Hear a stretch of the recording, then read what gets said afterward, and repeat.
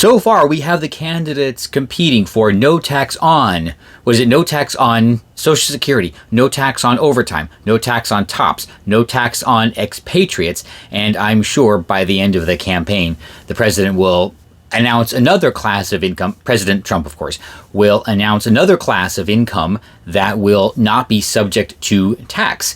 What I think one of the long-term plays here is to get the politicians and the parties competing on which types of income will be tax exempt next. The president already announced that he wants to make car loan interest tax deductible. Okay, that's a little bit different, but I think he wants the politicians to actually compete on making different types of income tax exempt. I think that is great.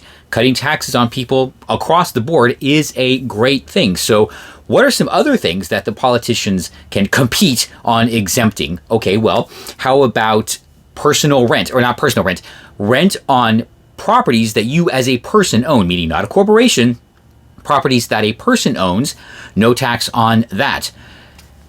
Capital gains and dividends on stocks that a person owns, a person, not a corporation.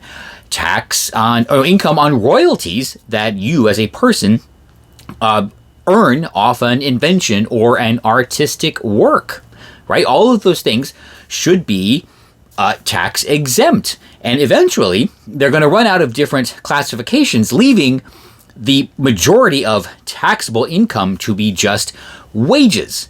Okay, well, at that point, you don't need the IRS. You just convert the income tax into a wage tax that is paid by the employer, and then you can get rid of the IRS.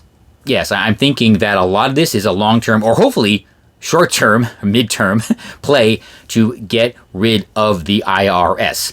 This is how a lot of European countries do it. They don't actually have to file income taxes. They get paid whatever their wage is, and the employer just pays the tax on that wage. That's it. It is essentially a flat tax paid by the employer. I know, by the employer. I get it.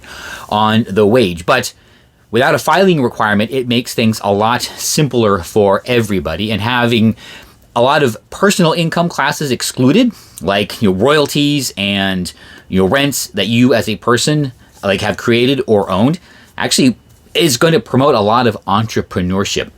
And without an IRS to get in the way, creating those businesses and making money with those businesses will definitely be a lot easier. Now, of course, if you hire employees to help you with that business, then, well, you're going to have to pay the wage tax on that.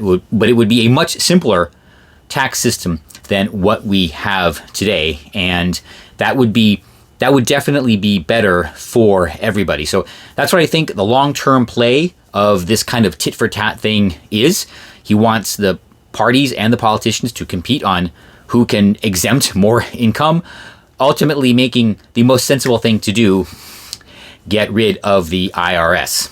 So what other types of income do you think could be exempted on our path to getting rid of the IRS? I don't know. I would like to know. After you subscribe, go ahead and leave a comment. I think that's the first time I asked you to leave a comment. So go ahead and do that.